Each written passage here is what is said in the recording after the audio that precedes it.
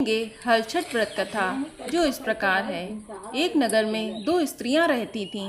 दोनों एक ही परिवार की थीं और रिश्ते में देवरानी जेठानी लगती थीं। देवरानी का नाम सलोनी था, जो बड़ी ही नेक, सदाचारणी तथा दयालु थीं, और जेठानी का नाम तारा था। वह स्वभाव से ही बड़ी ही दुष्ट थीं। एक बार दोनों ने हलछट का व्रत किया। विधि पूर्वक पूजन इत्यादि के बाद शाम को दोनों भोजन के लिए थालियां परोसकर ठंडी होने के लिए रखकर बाहर जा बैठीं।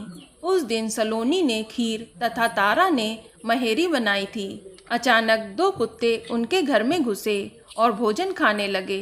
अंदर से चप चप की आवाज आई तो दोनों अपने अपने कमरे के भीतर जाकर देखने लगीं। सलोनी ने कुत्ते को खीर खाते देखा तो कुछ नहीं बोली तथा बर्तन में बची हुई बाकी खीर भी उसके आगे डाल दी। लेकिन तारा थाली में मुंह मारते कुत्ते को देखते ही आग बबूला हो गई। उसने कमरे का द्वार बंद किया और फिर डंडा लेकर कुत्ते को इतना मारा कि उसकी कमर ही तोड़ डाली। कुत्ता अधमरा होकर जैसे तैसे जान बचाकर वहां से भागा। दोनों कुत्ते जब बाहर मिले तो एक दूसरे का हाल पूछने लगे। जो कुत्ता सलोनी के यहाँ गया था वह बोला, मैं जिसके कक्ष में गया था वह स्त्री तो बड़ी ही भली है। मुझे खीर खाते देखकर भी उसने कुछ नहीं कहा, बल्कि बर्तन में खीर खत्म हो जाने के बाद उसने उसमें और खीर डाल दी ताकि मैं भर पेट खा सकूं। उसने तो मेरी आत्मा ही तृप्त कर दी। मैं उसे बार बार आशीर्वाद दे रहा हूँ। मेरी तो ईश्वर से यही कामना है कि मरने के बाद मैं उसी का पुत्र बनूं और जीवन भर उसकी सेवा करके इस ऋण को चुकाता रहूं। जिस प्रकार उसने मेरी आत्मा को तृप्त किया है, उसी प्रकार मैं उसकी आत्मा को तृप्त और प्रसन्न करना चाहता हूँ। अब तुम बताओ कि तुम्हारे साथ क्या बीती। लगता है तुम्हारी तो वहाँ खूब पिटाई हुई है।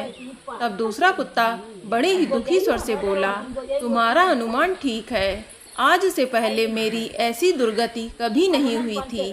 पहले तो थाली में मुंह मारते ही सारा जबड़ा हिल गया।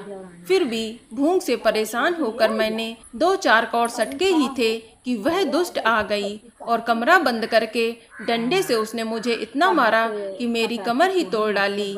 मैं तो ईश्वर से यही निवेदन करता हूँ कि अगले जन्म में मैं उसका पुत्र बनकर उससे बदला चुकाऊं। जैसे उसने मार मार के मेरी कमर तोड़ी है, वैसे ही भीतरी मार से मैं भी उसका हृदय और कमर तोड़ डालूं।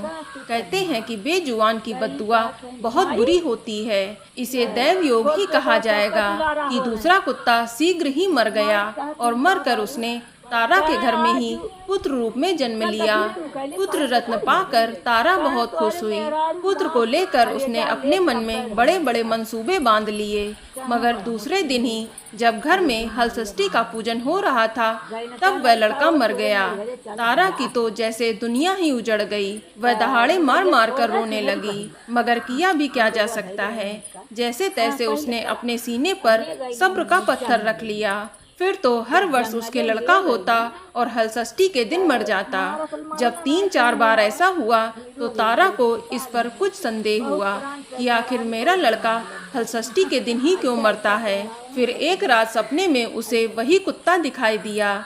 उसने कहा कि मैं ही बार बार तेरा पुत्र होकर मृत्यु को प्राप्त हो रहा हूँ। तूने मेरे साथ जो व्यवहार किया था, मैं उसी का बदला चुका रहा हूँ। तारा बहुत दुखी हुई और उसने अपने किए का प्रायश्चित करने का उपाय पूछा।